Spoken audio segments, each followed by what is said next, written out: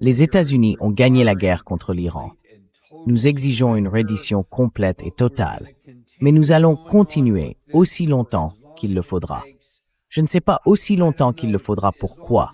Ce n'est pas clair. Mais c'est ce que dit aujourd'hui le président Trump, après avoir affirmé auparavant que nous avions déjà, au passé, gagné la guerre, et que nous exigions une reddition absolue, et que rien de moins ne serait accepté de leur part. Bon, acceptons aussi un protocole d'accord. Bon, d'accord, n'acceptons pas ça non plus.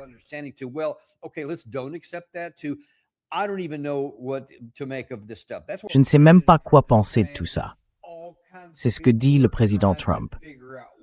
Toutes sortes de gens essayent de comprendre ce que cela veut dire et ce que cela va impliquer concrètement sur le terrain. On va parler de tout ça aujourd'hui. Et nous retrouvons aujourd'hui l'ancien secrétaire. Pas secrétaire d'État. Vous auriez dû être secrétaire d'État. Ancien responsable du département d'État, chercheur principal à l'Eisenhower Media Network et ancien Marine ayant combattu, Matthew O, qui est un bon ami à moi. Matt, bienvenue à nouveau dans l'émission. Salut Danny, content de te voir. Bon, écoutez, qu'est-ce que vous en pensez? Gary, remettez ce titre à l'écran. Gary l'a souligné juste avant qu'on entre à l'antenne. Cette affirmation, selon laquelle nous continuerons aussi longtemps que nécessaire, ça rappelle Joe Biden et son soutien à la guerre en Ukraine. Aussi longtemps qu'il le faudra, nous ferons tout ce qu'il faut, y compris avec des bombes JBU 7000. Petite promotion au passage. Je veux dire, pour quelqu'un qui a été si catégorique, avec autant d'assurance, en disant qu'on avait gagné et tout le reste. Et maintenant, au cap des 6 mois, il va rester aussi longtemps qu'il le faudra. Qu'est-ce que vous en pensez?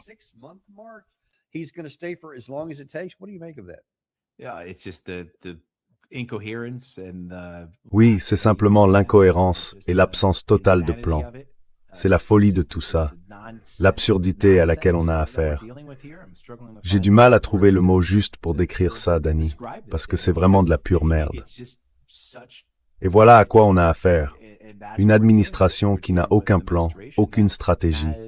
Ils sont complètement ignorants. Ils n'ont aucun sens de l'histoire. Ils n'ont rien à dire, si ce n'est défendre leur propre intérêt personnel, de manière ouverte et évidente. Donc on a affaire à une kleptocratie, à une kakistocratie. On a affaire à un gouvernement qui mène une guerre.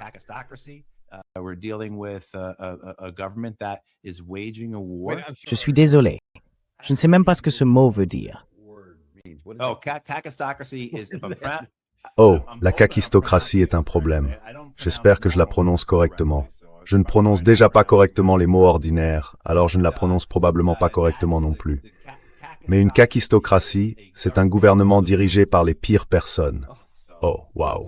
Donc une kleptocratie, évidemment, c'est un gouvernement de voleurs. Nouveau mot et nouvelle peur débloquée. Oui, voilà. Donc une kakistocratie, c'est un gouvernement des pires personnes. Et je pense que c'est ce qu'on voit quand on regarde cet assemblage autour de Donald Trump et les gens qui l'entourent. Je veux dire, regardez Scott Bessent. Parmi toutes les choses sur lesquelles il devrait travailler, les 40 000 milliards de dollars de dette, la crise du marché obligataire, plus de 60% des Américains qui vivent d'un salaire à l'autre, etc., etc., etc., il lance cette opération paria économique, dont personne, je veux dire, la réaction de tout le monde, c'est essentiellement le rire. Et voilà à quoi on a affaire. Ce sont eux qui sont aux commandes. UK.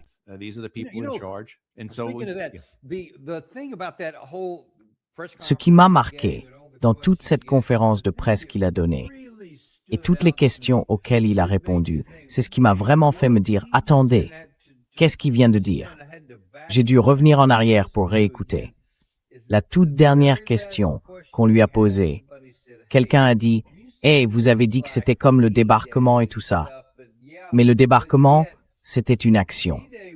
Là, vous avez surtout dit que beaucoup de choses allaient arriver plus tard. Alors, qu'est-ce qu'il en est? Et il commence à expliquer pourquoi. Eh bien, je dois laisser du temps aux gens. Je ne veux pas faire s'effondrer l'économie mondiale. ce qui veut apparemment dire que ça ne se produirait pas plus tard. Je ne sais pas, mais ce n'est pas ça qui a retenu mon attention. C'est ce qu'il a dit à la fin, que c'est quelque chose qui va simplement expulser tout le monde du système du dollar, s'ils ne veulent pas coopérer. Et là, je me suis dit, mais de quoi parle-t-il? C'est la dernière chose que nous devrions vouloir.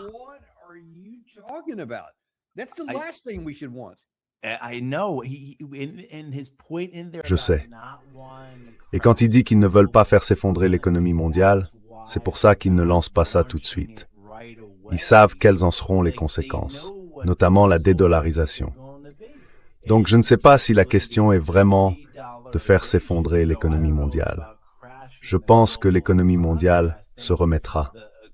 Et on comprend très bien comment l'économie mondiale pourrait s'effondrer. Vous bloquez les exportations iraniennes, vous détruisez leur économie. Les Iraniens ripostent en détruisant l'économie de tout le monde, ainsi que les installations pétrolières et gazières dans toute la région. Et là, nous sommes en dépression mondiale.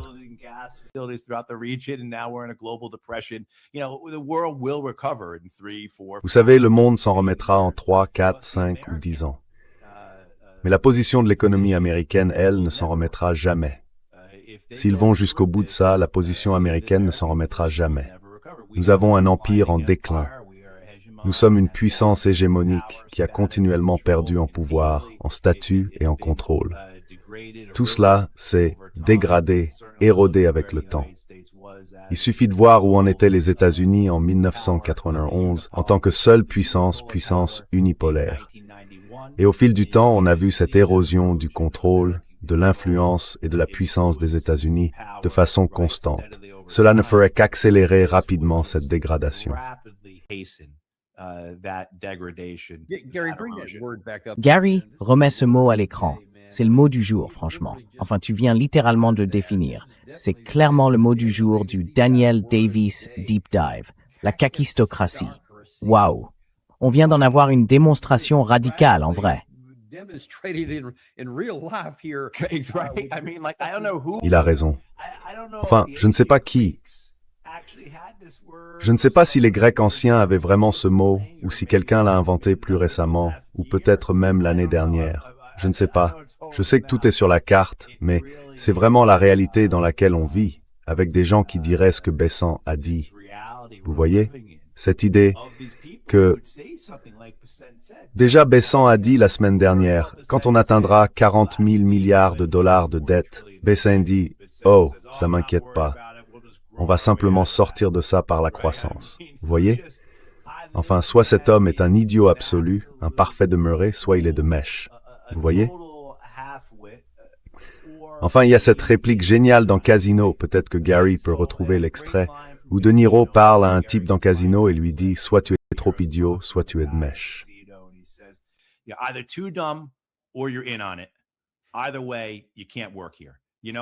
Dans tous les cas, vous ne pouvez pas travailler ici. Vous savez, c'est ce que je pense de Scott Bessent. Bessent, soit vous êtes trop stupide, soit vous êtes complice. Et dans tous les cas, vous ne devriez pas être secrétaire au Trésor, n'est-ce pas? Je veux dire, ensuite, qu'ils disent quelque chose sur le fait de reconnaître les dangers que cela ferait peser sur l'économie mondiale et la réalité que cela va entraîner une dédollarisation.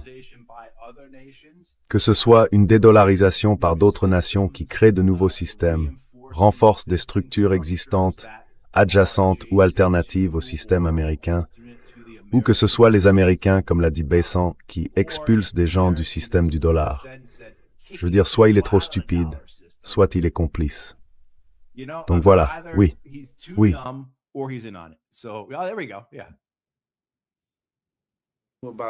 Et le fait qu'on ait frappé 3 grosses machines d'affilée et qu'il n'ait rien fait, ça veut dire soit qu'il était de mèche, soit, pardonnez-moi de le dire, qu'il était trop idiot pour voir ce qui se passait. Oui, exactement. Waouh! De toute ma vie, Matt, je n'aurais jamais pensé voir ce mot et cet extrait s'appliquer au plus haut niveau du gouvernement américain.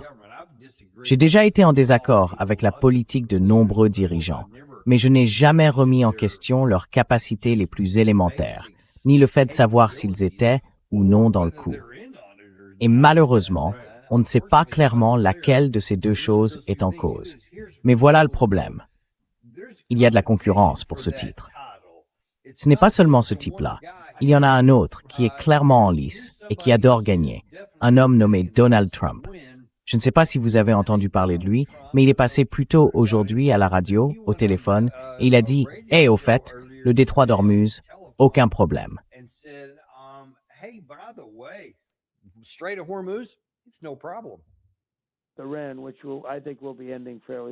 L'Iran, qui je pense va se terminer assez bientôt. On peut vraiment dire que le détroit est ouvert. Nous faisons passer beaucoup de navires par le détroit maintenant. Nous les faisons entrer. Les mines ont disparu. Nous nous sommes débarrassés des mines. Mais le détroit fonctionne. C'est un détroit qui fonctionne. Oui, de temps en temps, il y aura un drone, une roquette ou quelque chose qui sera tiré.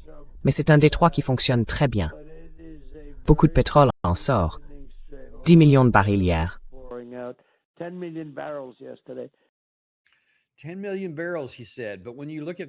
10 millions de barils, a-t-il dit. Mais quand on regarde les données réelles, et j'ai compilé ça ce matin même, à partir de plusieurs sources, Kepler, Windward, l'UKMTO et plusieurs autres. Au total, peut-être 9 à 10 sont passés. Et quand on regarde en bas, on est peut-être entre 1,5 million et 2,5 millions de barils par jour. Pas les 10 millions de barils par jour dont il parlait. Et le détroit n'est clairement pas vraiment ouvert. Et puis le président Trump, là encore apparemment en essayant de remporter le prix, a publié ceci hier. La marine américaine m'a informé que toutes les mines avaient été retirées ou détruites. Je veux dire, déjà, je ne me souviens pas avoir vu des dragueurs de mines américains traverser le détroit d'Ormuz pour enlever toutes ces mines. J'ai raté quelque chose?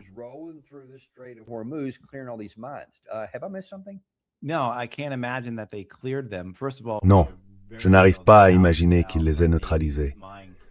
D'abord, nous avons de sérieux doutes sur les capacités de déminage de notre marine.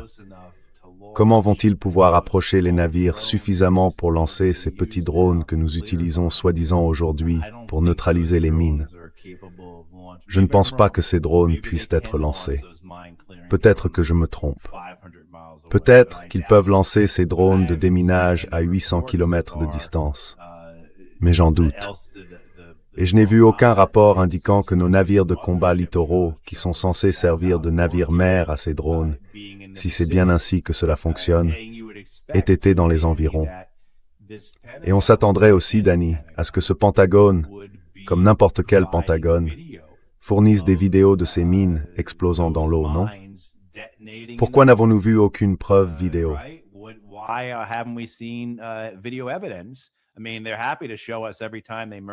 Je veux dire, ils sont ravis de nous montrer, à chaque fois qu'ils tuent des gens dans un bateau de pêche au large des côtes de la Colombie ou du Venezuela. Ils sont ravis de nous montrer ces vidéos. Mais ils ne nous montrent pas de vidéos où ils font exploser des mines dans le golfe Persique pour étayer les affirmations du président selon lesquelles le détroit d'Ormuz est ouvert. Ni même simplement pour fournir une preuve que notre marine est réellement capable de mener une opération avec succès. À ce stade, montrez-moi n'importe quoi, autre que lancer, vous savez, des JASSM depuis près de 500 km. Montrez-moi juste une chose que vous êtes capable de faire. Et ils ne l'ont pas fait. Donc je suis sceptique. Oui, la réponse iranienne était celle qu'on pouvait attendre des Iraniens. En gros, allez-y, faites passer vos navires, et voyez ce qui se passe. Et cette idée selon laquelle tout ce pétrole sortirait, je pense que nous en doutons tous très fortement.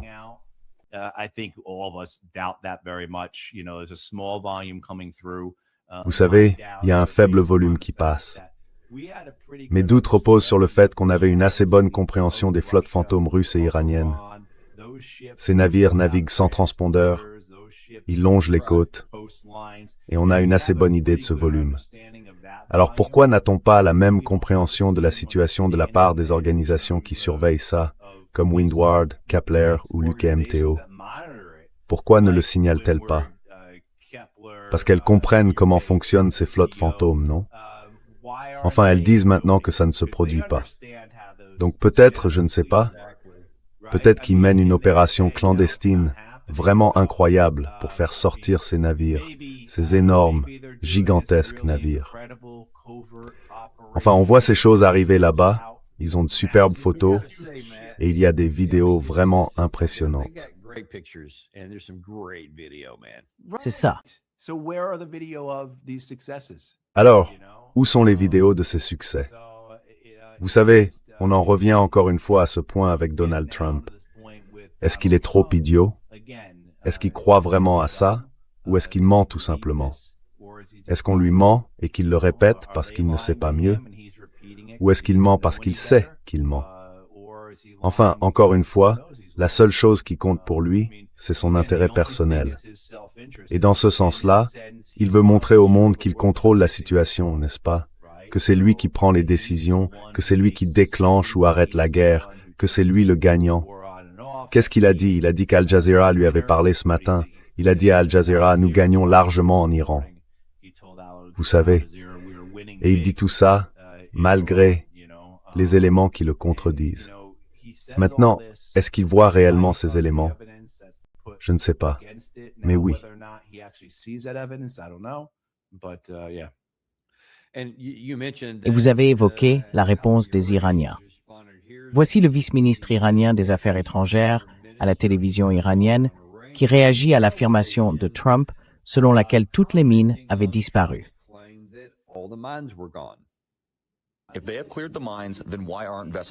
S'ils ont déminé la zone, alors pourquoi les navires ne traversent-ils pas le détroit?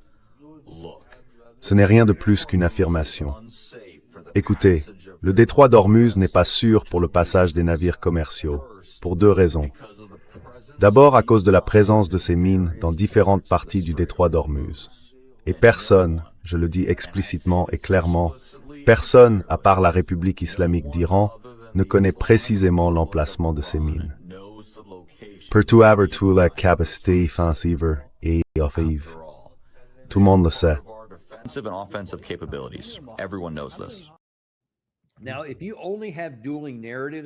Maintenant, s'il n'y a que des récits qui s'opposent, vous pouvez vous dire, bon, je ne sais pas qui croire. Mais quand on constate concrètement le nombre de navires qui ne passent pas, même si l'on écoute ce qu'affirme Trump ou ce qu'affirme le secrétaire Wright, je veux dire, même selon leurs déclarations les plus emphatiques, on est à peu près à la moitié de ce qu'on avait auparavant, voire à moins de la moitié. Et si le détroit était ouvert, alors pourquoi ne sommes-nous pas revenus à la situation d'avant?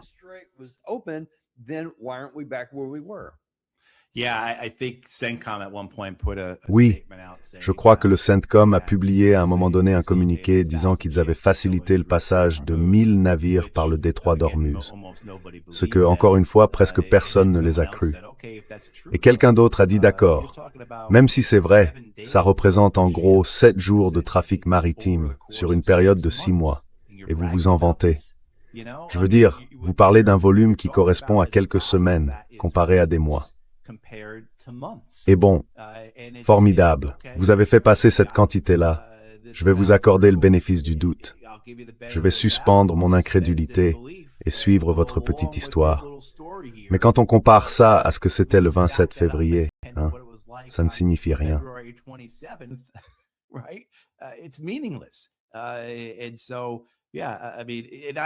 Et donc oui, je veux dire, je pense que c'est aussi l'une des choses qu'on constate. Ce mensonge dévale toute la chaîne de commandement, n'est-ce pas? On voit tous les bureaux, toutes les agences, toutes les organisations, prêts à emboîter le pas au grand mensonge. Et ce n'est pas nouveau, n'est-ce pas? C'était l'Afghanistan, c'était l'Irak, c'était le Vietnam. Donc on ne devrait pas être surpris que le récit dominant soit celui-là et que les gens s'y conforment. Mais dans des cas comme celui-ci, où encore une fois, il serait si facile d'apporter une preuve, personne ne valide quoi que ce soit. Pas même une source extérieure, tierce et objective.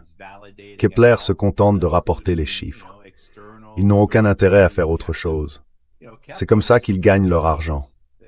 Alors, pourquoi mentiraient-ils à ce sujet s'ils ne pouvaient en trouver aucune preuve?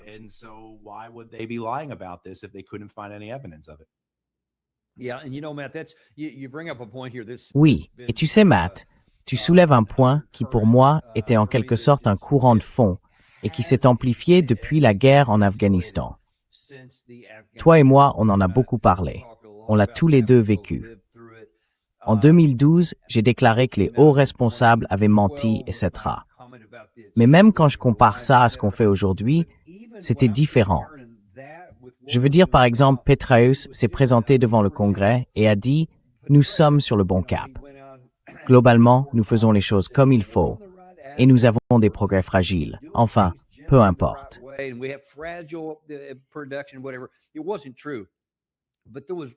Ce n'était pas vrai, mais il n'y avait pas beaucoup de cas où ils inventaient carrément des choses de toutes pièces. Et ça arrive très souvent avec le commandement central, dans de vrais messages publiés sur leur compte X officiel, où ils disent des choses catégoriquement, manifestement fausses. Par exemple, quand le détroit avait été fermé et qu'il n'y avait presque plus aucun passage, ils disaient « Non, il est complètement ouvert. Nous contrôlons tout. » Alors qu'évidemment, il n'y avait absolument aucune vérité là-dedans. Mais la facilité avec laquelle ils racontent aujourd'hui ces mensonges clairement non étayés me préoccupe.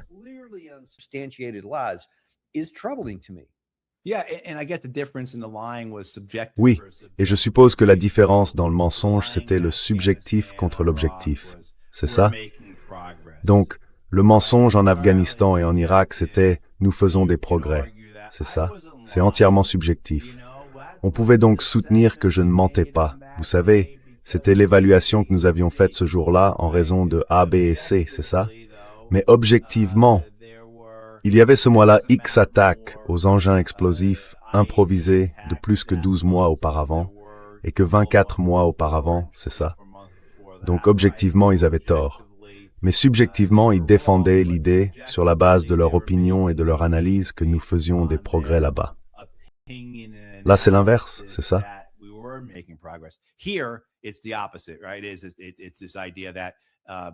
C'est cette idée qu'ils énoncent des faits objectifs. 10 millions de barils de pétrole par jour qui transitent par le détroit d'Ormuz. Et encore une fois, vous savez, aucune preuve ne vient l'étayer. Alors, Danny, je pense que ce que vous avez là, c'est aussi la raison pour laquelle nous en sommes arrivés à cette situation. Regardez les hommes et les femmes qui occupent les rangs des officiers généraux et des officiers amiraux. Regardez les hommes et les femmes qui occupent les postes d'O5 et d'O6, c'est-à-dire les officiers supérieurs juste en dessous des grades de général et d'amiral. Donc, les colonels, les capitaines et les commandants sur le terrain. Qui sont ces hommes et ces femmes? Eh bien, ce sont des hommes et des femmes qui ont gravi les échelons et dont les carrières ont été façonnées par les guerres d'Irak et d'Afghanistan.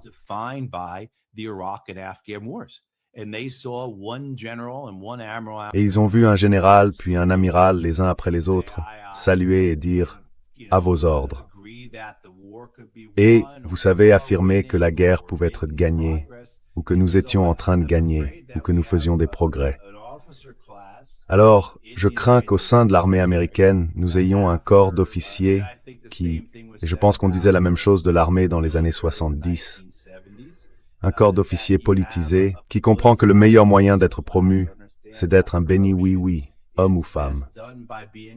Et je crains que ce soit ce que l'on est aujourd'hui parmi les amiraux et les généraux qui peuplent le Pentagone, ainsi que les commandements opérationnels.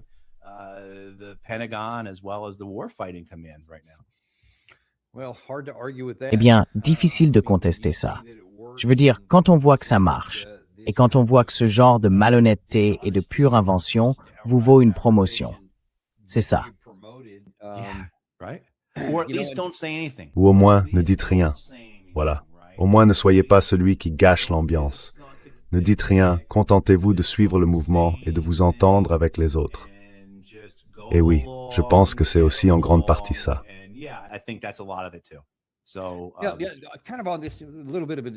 Dans le prolongement de cette discussion, tout en restant sur le même sujet, quel est votre avis sur ce major de l'Air Force qui s'est exprimé en uniforme, en sachant qu'il enfreint une douzaine de règlements différents de l'armée ou de l'Air Force, qu'il va avoir des ennuis, mais qui continue d'affirmer que la guerre est illégale, etc.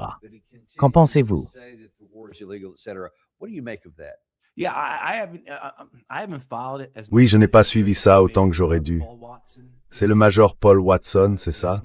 Et il a été arrêté lundi, je crois, pour outrage au titre du Code uniforme de justice militaire, ainsi que pour conduite indigne d'un officier.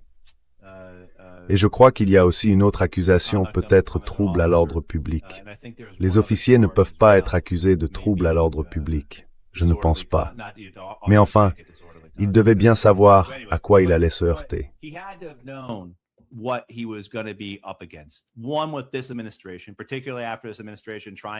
Premièrement, avec cette administration, surtout après qu'elle a tenté de rappeler le sénateur Mark Kelly en service actif pour pouvoir le traduire devant une cour martiale, il devait savoir que toute prise de position très visible le placerait dans le viseur non seulement du hearing du Pentagone, mais aussi de la Maison-Blanche. Il devait donc savoir dans quoi il s'engageait. Et je pense que c'est un geste noble de sa part. Il sait ce qu'il fait, il connaît les risques, il sait qu'il pratique la désobéissance et qu'il va devoir l'assumer. Je suppose qu'il acceptera les conséquences, quelles qu'elles soient. Encore une fois, je ne suis probablement pas ça autant que je le devrais, mais je pense que son action est quelque chose que beaucoup de gens trouvent rafraîchissant. Il ne va pas rester les bras croisés en prétextant que cela dépasse ses attributions. Il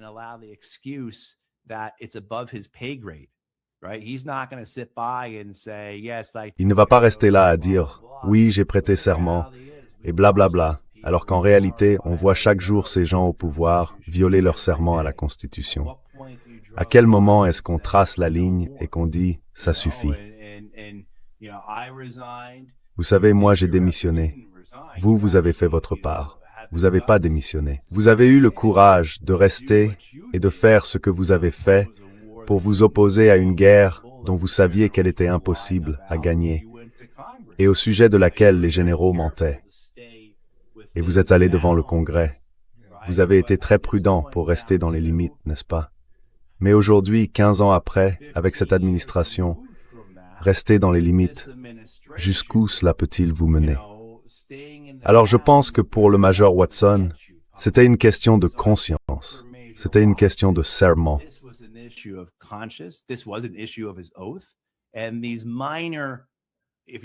Et ces violations mineures, si vous deviez les mettre sur le papier, ces violations mineures, n'est-ce pas? Le fait d'avoir fait preuve de mépris envers Donald Trump, n'est-ce pas? Ces violations mineures du Code uniforme de justice militaire comparées à sa conviction profonde de respecter son serment envers la Constitution et au fait de voir cette Constitution violée par ces gens au pouvoir. Je comprends pourquoi il l'a fait et je le soutiens. Et lui, vous savez, il recevra ce qu'il recevra. Et c'est très bien ainsi, parce qu'il a fait preuve de mépris envers le président des États-Unis, n'est-ce pas? Il l'a fait. Il a fait des déclarations politiques alors qu'il portait l'uniforme. On ne peut pas faire ça. Très bien, il l'a fait, donc il doit être sanctionné pour ça. Mais en même temps, il devrait être célébré comme un homme qui a obéi à sa conscience, qui a respecté son serment et qui a compris que son caractère était plus important que les règles et les directives d'une institution qui mène aveuglément une guerre illégale et immorale au nom de ce président.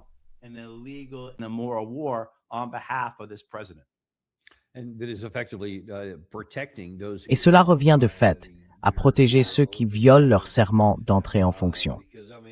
Parce que pour moi, ça met vraiment en lumière ce que personne d'autre ne fait. Nous avons entendu beaucoup de témoignages selon lesquels de hauts responsables, en coulisses à la Maison-Blanche, auraient dit au président Trump que cette guerre était impossible à gagner, que s'il donnait cet ordre, cela ne réussirait pas, ou quelque chose dans ce genre. Et pourtant, il le lui aurait dit avant que la décision de faire la guerre ne soit prise. Puis ils ont continué à revenir à la charge, et ensuite il y a eu la deuxième période de 13 jours, et tout le reste. Personne n'a rien dit. Personne n'a démissionné. Personne ne s'est exprimé publiquement. Personne n'a rien fait. Ils disent des choses en coulisses. Mais pour moi, et j'aimerais avoir votre avis là-dessus, parce que vous l'avez fait, donc vous pouvez avoir ce point de vue. Donc vous pouvez avoir ça.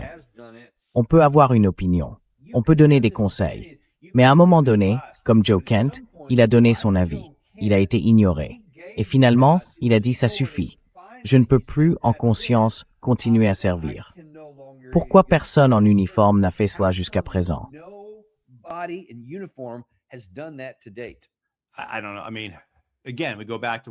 Je ne sais pas. Je veux dire, encore une fois, on revient à ce que je disais tout à l'heure. Vous avez une caste d'officiers politisés, n'est-ce pas? Un corps des officiers aux États-Unis qui considérait que la réussite, c'était d'être promu en suivant la ligne sur les guerres d'Irak et d'Afghanistan, n'est-ce pas? Et on a eu ces cas d'amiraux et de généraux limogés ou relevés de leurs fonctions par Pete Hegseth. 3 en particulier, Randy George, le chef d'état-major de l'armée de terre, Fred Kasher, qui était le directeur de... Quel était son poste à l'état-major interarmé? Il était pas le directeur des opérations, mais il était il occupait un poste très important, très exposé auprès des chefs d'état-major interarmés. Il a été relevé de ses fonctions quelques jours seulement avant le début de cette guerre.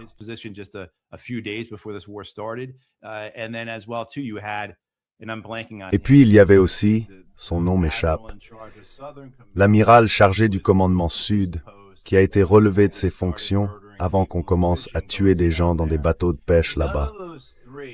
Aucun de ces 3-là ne s'est exprimé, pas plus que les autres généraux et amiraux qui ont été limogés. Je n'ai vu aucune de ces personnes dire « Vous savez quoi?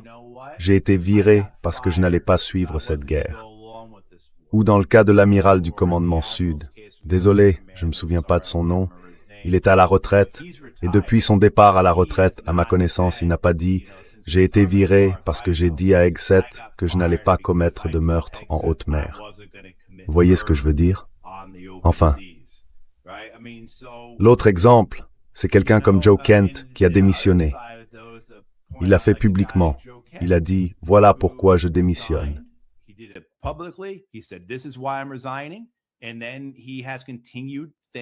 Et puis il a continué.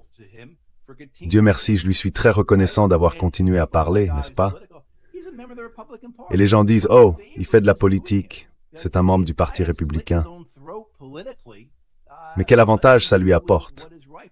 Son candidat s'est politiquement tiré une balle dans le pied, parce qu'il fait ce qui est juste, parce que ce qu'il voyait se produire était injuste, parce que ce qu'il voyait se produire était criminel, parce que notre pays agissait dans l'intérêt d'une autre nation, n'est-ce pas?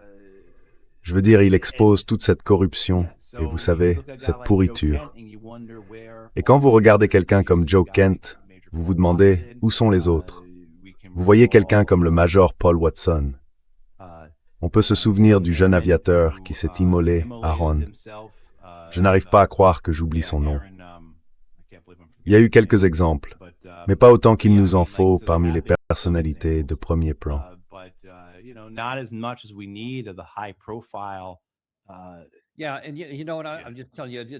Oui, et je vous le dis, c'est aussi quelque chose qui m'agace. Moi non plus, je ne me souviens pas de son nom comme ça, mais je crois que c'était un général 2 étoiles. Après avoir quitté l'Afghanistan, il a écrit un livre pour dénoncer toutes les erreurs qu'on avait commises, dire qu'on n'aurait pas dû faire ceci ou cela. Et je me souviens m'être dit, « Mec, pourquoi tu ne l'ouvrais pas quand tu étais encore en service actif, quand tu portais cet uniforme ?»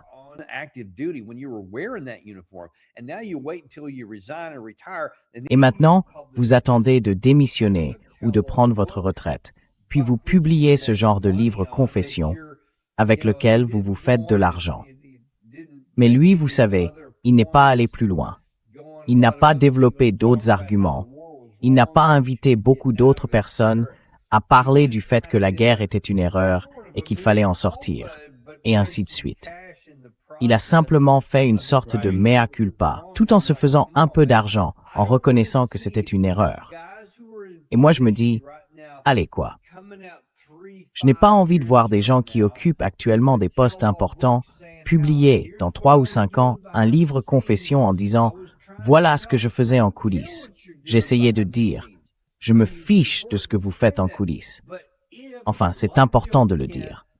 Mais si, comme Joe Kent, comme Matt Howe, vous n'êtes finalement pas écouté, alors quittez ce poste. Faites quelque chose qui aura de l'importance au moment où cela compte, Matt.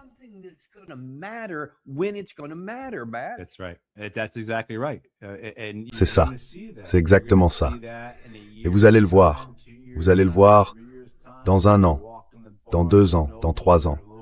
Vous entrerez chez Barnes & Noble, dans votre librairie de quartier, peu importe. Et là, en vitrine, il y aura « Pourquoi j'y étais opposé ». Vous savez, il y a un excellent livre qui vient de paraître sur le génocide à Gaza. Son titre, c'est « Avec le temps, tout le monde aura toujours été contre ça ». Voilà. Cette idée que, vous savez, c'est la même chose avec l'Irak, l'Afghanistan. Vous parlez aux gens aujourd'hui, « Oh, moi je ne pensais pas que le renfort de troupes allait marcher en Afghanistan. » Ou bien, « J'étais contre l'invasion de l'Irak. Je ne pensais pas que ça allait marcher. »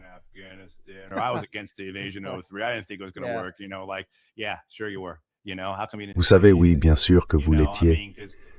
Mais pourquoi vous n'avez rien dit? Je veux dire, si vous n'allez rien dire là-dessus, alors quand est-ce que vous allez parler? Si ces généraux, une fois arrivés à ce poste, se retrouvent dans une situation où ils reconnaissent que leurs jeunes hommes et femmes, les jeunes hommes et femmes de l'armée américaine, vont mener une guerre illégale, immorale et impossible à gagner contre l'Iran, et que beaucoup ne rentreront pas chez eux ou rentreront dans un état qui ruinera leur avenir. Si vous n'allez rien dire à ce moment-là, alors sur quoi allez-vous parler? À quel moment allez-vous vous dire que cela vaut la peine de prendre la parole?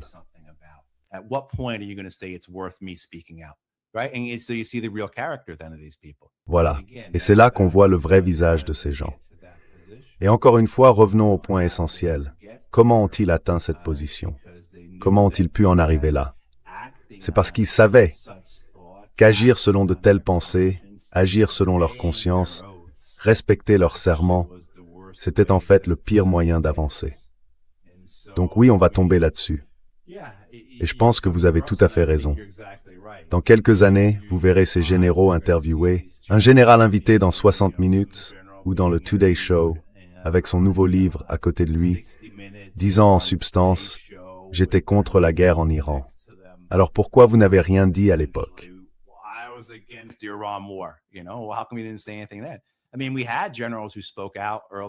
Je veux dire, on a eu des généraux qui se sont exprimés très tôt pendant la guerre en Irak. J'ai travaillé avec l'un d'eux, John Baptiste, commandant de la 1re division d'infanterie. Il aurait pu devenir commandant de corps d'armée. Mais au lieu de ça, il s'est élevé contre la guerre. Il a dit que Wolfowitz était complètement à côté de la plaque. Lui et environ 4 autres, Paul Eaton en était un autre. J'essaie de me rappeler les 2 ou 3 autres qui se sont aussi exprimés. Oui, ça a mis fin à toute leur carrière, vous savez. Et encore une fois, un type comme le général Baptiste, l'un des meilleurs, l'un des rares grands généraux que j'ai jamais connus, il a pris sa retraite plutôt que de devenir, vous savez, je sais plus quel corps, le 5e corps, en Europe, ou peu importe ce que c'était là-bas. Il aurait pu faire ça.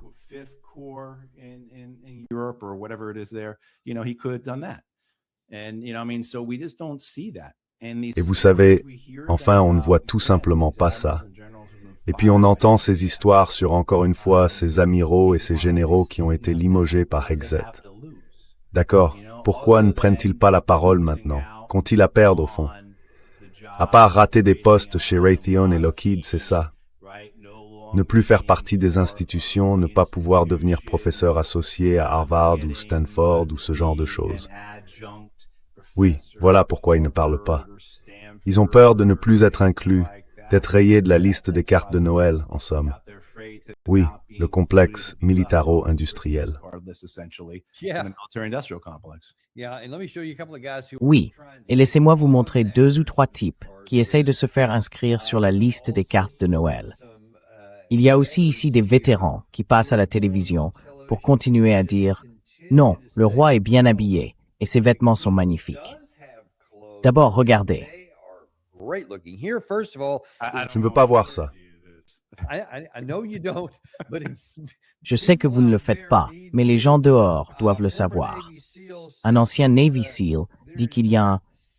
Malgré tout, à ce stade, même après tout ça, les 6 mois de désastre qu'on a vus, on a encore une voie vers l'effondrement du régime en Iran, vers sa chute. Alors, qu'est-ce qui se passe quand les mollahs ne sont plus au pouvoir? Est-ce que cela suffira à provoquer la fin du régime? C'est possible, avec des conflits internes. Et c'est au fond là où nous en arrivons. Quand l'Iran doit regarder au nord, au sud, à l'ouest et à l'est, en surveillant ses ennemis extérieurs, mais qu'il est contraint de se tourner vers l'intérieur parce que l'opposition interne monte, c'est là que les régimes deviennent fragiles. Et c'est là qu'on peut éventuellement envisager un changement de régime. Alors, est-ce que je suis simplement cruel? Y a-t-il une possibilité d'effondrement du régime? Qu'en dites-vous? Je ne vois aucun élément qui l'étaye. Je veux dire, d'où cela viendrait-il? Le régime ne s'est pas effondré depuis 47 ans. Toute personne qui observe objectivement l'Iran ou la région a constaté que cette guerre a un effet de cohésion sur les Iraniens, un effet de ralliement autour du drapeau. Les informations qui nous parviennent d'Iran, là encore, de la part de journalistes objectifs et indépendants, indiquent que ceux qui étaient en désaccord avec le gouvernement, ceux qui ont peut-être manifesté dans la rue au fil des années contre leur gouvernement, soutiennent ce gouvernement dans cette guerre parce qu'ils sont attaqués par une puissance étrangère ou par des puissances étrangères. Et l'idée qu'il va y avoir un soulèvement sectaire, que les Kurdes vont descendre des montagnes en brandissant des banderoles et des portraits de Netanyahou et de Trump, et qui vont... C'est tout simplement une pure fantaisie.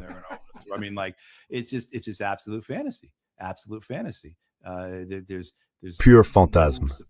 Ça n'a aucun soutien dans la région. Donc, à part Israël et les États-Unis, il n'y a absolument aucun soutien dans la région pour quelque type de soulèvement que ce soit, quelque type de guerre civile que ce soit, quelque type de coup d'État que ce soit en Iran. Parce que tout le monde dans la région, comme dans le reste du monde, sait que les conséquences seraient catastrophiques. Alors, qui que soit ce type, quel est son objectif? Faire de l'Iran une Syrie. Dans quel but? Et vous avez éliminé une classe dirigeante, vous savez, une génération de dirigeants en Iran. Et ils ont été remplacés sans surprise par des hommes plus radicaux, plus agressifs. Je veux dire, les gars, vous avez reçu Bob Pape. Pourquoi les gens n'écoutent-ils pas Bob Pape?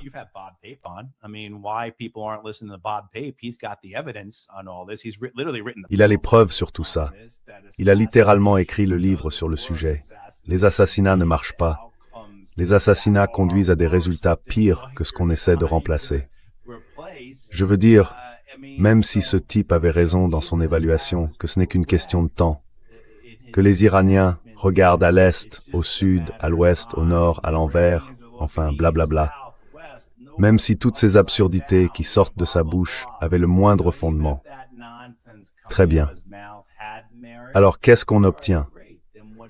Encore une fois, c'est similaire à ce dont on parlait avec la marine, qui affirme que tous ces navires arrivent. D'accord, je vous accorde le bénéfice du doute et je l'accepte. Mais après quoi?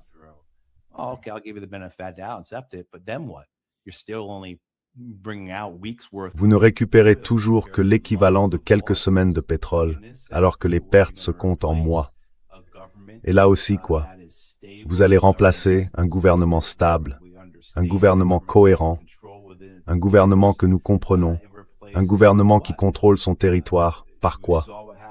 On a vu ce qui s'est passé en Afghanistan, on a vu ce qui s'est passé en Irak, on a vu ce qui s'est passé en Syrie, ce qui s'est passé en Libye. Pourquoi voudriez-vous reproduire ça?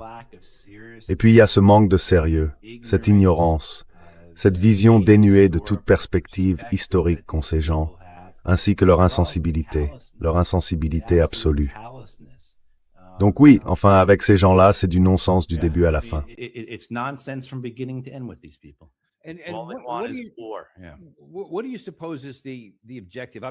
Quel est, à votre avis, l'objectif? Je veux dire, est-ce que ça peut être aussi simple que ce que les gens disent? Ça me rend populaire. Ça me met dans les bonnes grâces, soit de la Maison-Blanche, du président Trump lui-même, ou de je ne sais quelle puissance qui tire réellement les ficelles en faveur de la guerre. Ou alors, c'est pour décrocher les prochains postes, peu importe, sans se soucier de ce qui se passe, comme s'il ne s'en inquiétait même pas. Et lui n'est qu'un exemple. En voici un autre. Un autre général à la retraite, le général de brigade Kimmitt, intervient aussi. Il parle lui aussi de cette opération Fureur épique et explique que cela va vraiment faire monter la pression, intensifier les choses. Ramp things up and this turn the knobs up. Le président actionne 3 leviers, militaire, diplomatique et économique. Et il semble vraiment qu'il ait poussé le levier économique à fond. Le fait qu'il parle d'un D-Day économique montre non seulement l'importance de cet effort, mais aussi que nous ne le faisons pas seuls. Nous n'avons pas débarqué sur les plages de Normandie sans nos alliés, et nous ne menons pas ce programme de sanctions économiques sans l'aide de nos alliés non plus. Les sanctions ont toujours des répercussions sur la population. Évidemment, si vous étranglez le régime, si vous étranglez l'économie tout entière, ce sont les gens qui vont le ressentir davantage que le régime. Le régime, lui, profite de la vie. Ses membres continuent d'être nourris. Ils continuent de vivre et de rouler dans de belles voitures. Ils ont toujours accès à Internet. Pas la population. Mais nous en sommes arrivés au point où les sanctions économiques auront inévitablement un effet sur les gens. Et j'espère sincèrement que cet effet sur la population ne sera que mineur. D'accord. Attendez une minute. Est-ce qu'il préconise un crime de guerre en affamant des gens? Parce qu'on ne peut pas affamer une population. C'est contraire à toutes les conventions de Genève qui aient jamais existé.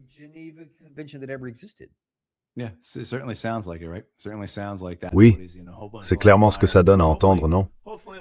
C'est clairement ce qu'il est en train de dire, vous savez.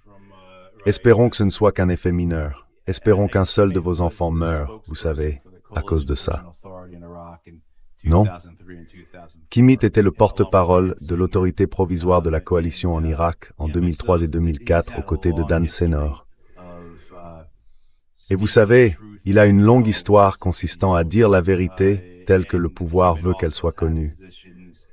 Kimmitt a aussi occupé des postes, je crois, au département d'État après avoir pris sa retraite. Je crois que c'était au département d'État, pas au Pentagone.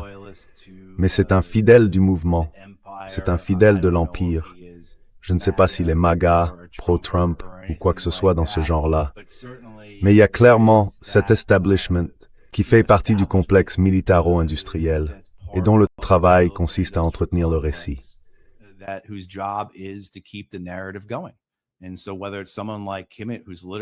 Et donc que ce soit quelqu'un comme Kimmitt, qui fait littéralement ça depuis 23 ans, ou l'autre type que vous aviez reçu avant, désolé, je ne connais pas son nom, vous voyez, qui essaye peut-être de se faire une place là-dedans, et on ne sait pas depuis combien de temps il fait ça. Mais oui, bien sûr, il y aura toujours des gens prêts à rentrer dans le rang pour faire avancer leur carrière. Je me souviens que Dana Priest a écrit le livre Top Secret America vers 2010, dans lequel elle expliquait qu'il y a des millions et des millions d'habilitations de sécurité aux États-Unis et que c'est une énorme arnaque. Ces entreprises gagnent énormément d'argent sur le dos du contribuable américain. Et de manière générale, le système de classification est incroyablement dangereux pour notre pays.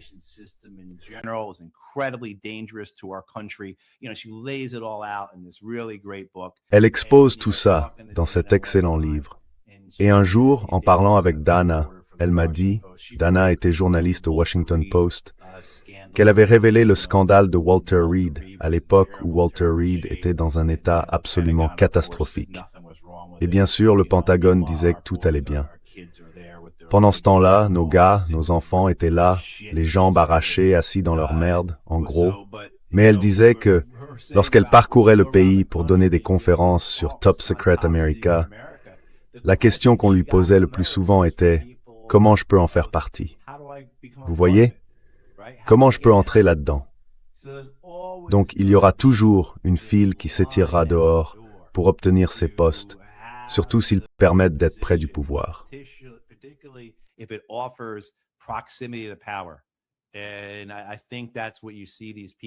Et je pense que c'est ça qui motive ces gens.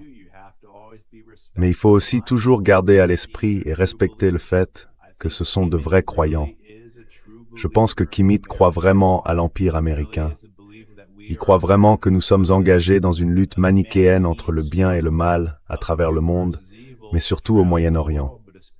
Et donc sinon, pourquoi continuerait-il à faire ça depuis 23 ans? Il pourrait trouver un autre travail. Je pense donc qu'il y a de vrais croyants mêlés aux profiteurs. Et je ne pense pas non plus que ce soit exclusif. Je ne pense pas que si vous êtes un profiteur, vous ne puissiez pas être un vrai croyant, et inversement.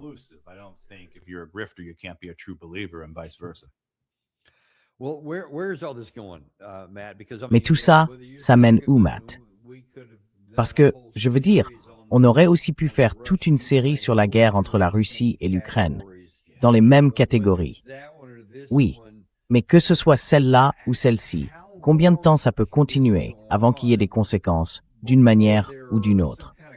Parce que j'aurais pensé qu'il y en aurait eu après la guerre en Irak et après la guerre en Afghanistan. Et pourtant, ces types-là, David Petraeus étant l'un des principaux, sont toujours respectés aujourd'hui et continuent d'être invités sur les grandes chaînes d'information télévisées et tout ce genre de choses. Or, celles-là n'ont pas vraiment coûté quoi que ce soit au pays. Ces deux guerres-ci, elles, peuvent vraiment nous coûter quelque chose.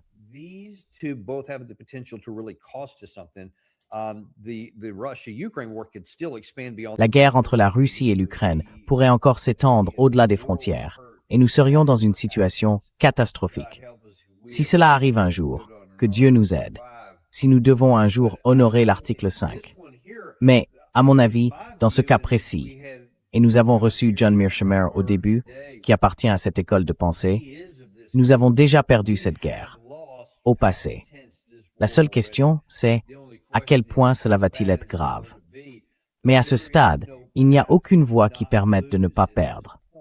Si nous continuons jusqu'à ce que l'économie s'effondre réellement et que cela devienne un problème à grande échelle, est-ce que ce sera suffisant? Et sinon, où trace-t-on la ligne? Ou bien sommes-nous simplement condamnés à ce que cela dure indéfiniment?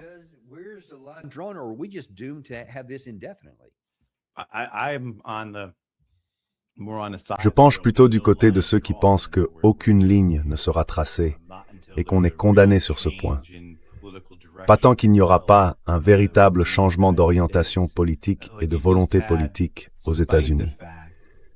Regardez, cette année, notamment lors des élections et des primaires, le Parti démocrate choisit des candidats antisionistes plutôt que des candidats sionistes.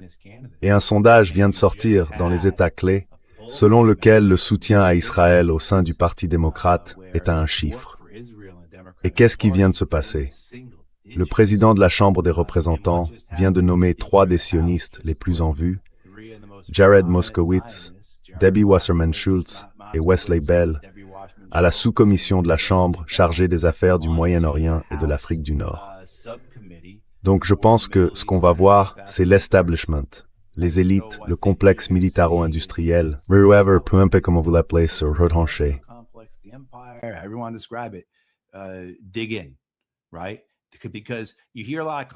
Oui, parce qu'on entend beaucoup de commentaires disant que cette guerre est existentielle pour l'Iran, mais pas pour les États-Unis.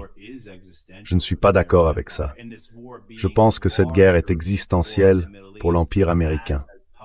Et je parle de la guerre plus large au Moyen-Orient, comme cela a été publiquement annoncé depuis le 7 octobre 2023.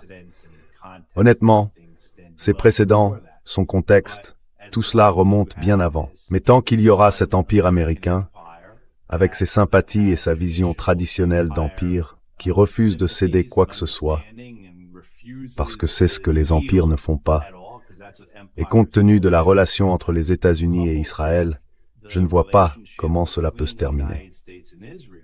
Alors, peut-être que ce ne seront pas les frappes aériennes contre l'Iran, ni le risque de voir les installations pétrolières à travers le golfe Persique détruites.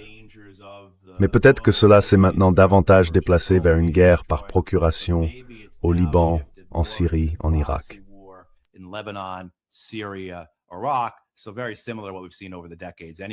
Donc c'est très similaire à ce qu'on observe depuis des décennies de toute façon.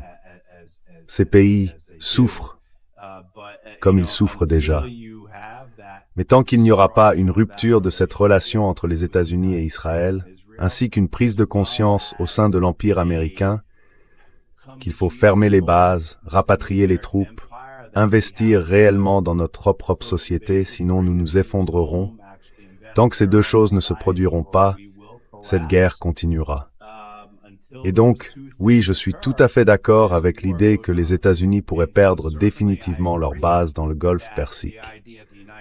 Soit parce qu'elles deviennent tout simplement intenables, qu'il n'a plus de sens de les maintenir, qu'on ne peut plus les ravitailler parce qu'on ne peut plus faire entrer nos navires dans le Golfe Persique.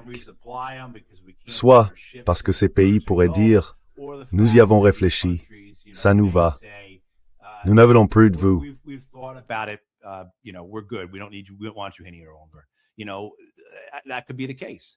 Vous savez, c'est possible. Mais vous ne verrez pas les États-Unis abandonner Israël. Vous ne verrez pas les États-Unis abandonner la Jordanie. Il est peu probable que les États-Unis quittent d'autres endroits où ils peuvent rester. On peut donc s'attendre peut-être à ce que les Émiratis conservent des bases américaines et que les Américains y restent.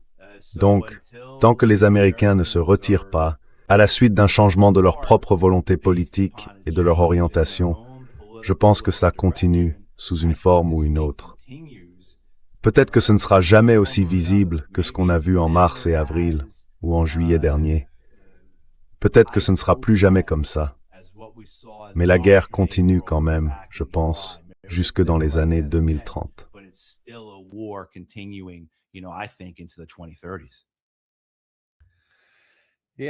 Oui, si l'Empire dure jusque-là. Enfin, c'est oui, et ça c'est l'effondrement. Les choses pourraient changer sur le plan économique. C'est ça. Et est-ce qu'on aura un dirigeant? Écoutez, vous n'avez même plus les démocrates, les républicains. On ne peut même pas parler de ces gens-là. Je veux dire, ils sont justes, vous voyez.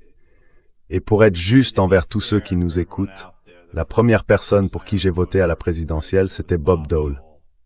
Donc voilà d'où je viens dans ma vie. C'est pas comme si je détestais les républicains. Et d'ailleurs, à ce propos, c'est un peu à côté de ce que vous disiez, mais à la dernière élection présidentielle, j'ai voté pour vous. J'ai écrit votre nom sur le bulletin. Je ne sais pas si je vous l'ai déjà dit, mais je ne pouvais voter pour aucun des deux autres candidats. Alors je vous ai choisi.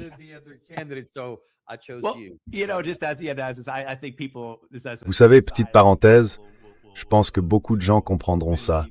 La première fois que j'ai pu voter, c'était en 92, et je n'ai voté pour personne, parce que je ne pensais pas qu'aucun d'eux, je n'en aimais aucun, Perot, Clinton ou Bush. Puis en 96, j'ai voté pour Dole. Et puis, vous savez, mais ce que j'allais dire, c'est que, oui, enfin, tant qu'il n'y aura pas de changement, encore une fois, les républicains, on ne peut même pas en parler. Les démocrates sont presque aussi mauvais. On les a vus prêts à perdre l'élection présidentielle de 2024 parce qu'ils préféraient perdre la Maison-Blanche plutôt que de contrarier l'AIPAC et le lobby israélien.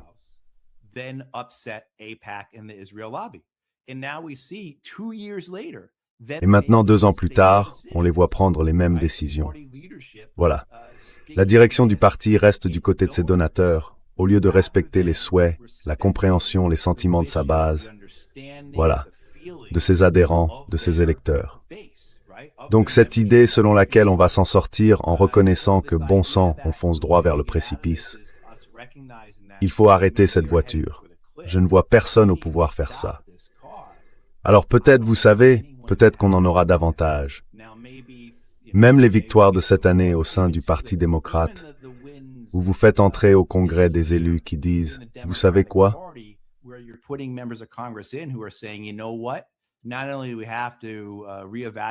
Non seulement nous devons réévaluer notre relation avec Israël, mais nous devons aussi réévaluer notre relation avec le monde. Et peut-être devrions-nous reconsidérer toute cette loi sur la sécurité nationale de 1947. Peut-être devrions-nous mettre notre armée et notre sécurité nationale, pas seulement les infrastructures et l'appareil, mais aussi notre politique, davantage en phase avec le XXIe siècle.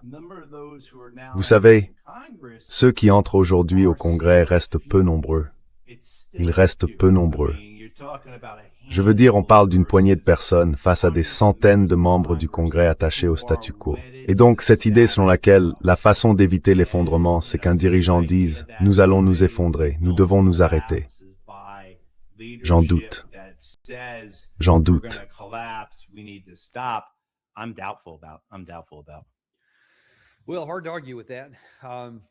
Eh bien, difficile de contester ça. Il faut simplement continuer d'espérer qu'il y ait assez de gens comme ce commandant de l'Air Force et d'autres qui sont peut-être aux prises avec ça. Je veux dire, il faut espérer que quelque chose de ce genre se produise et puisse empêcher cette voiture de tomber de la falaise que vous avez si bien décrite. Parce que sinon, c'est ce qui va arriver et il faudra ensuite gérer les débris.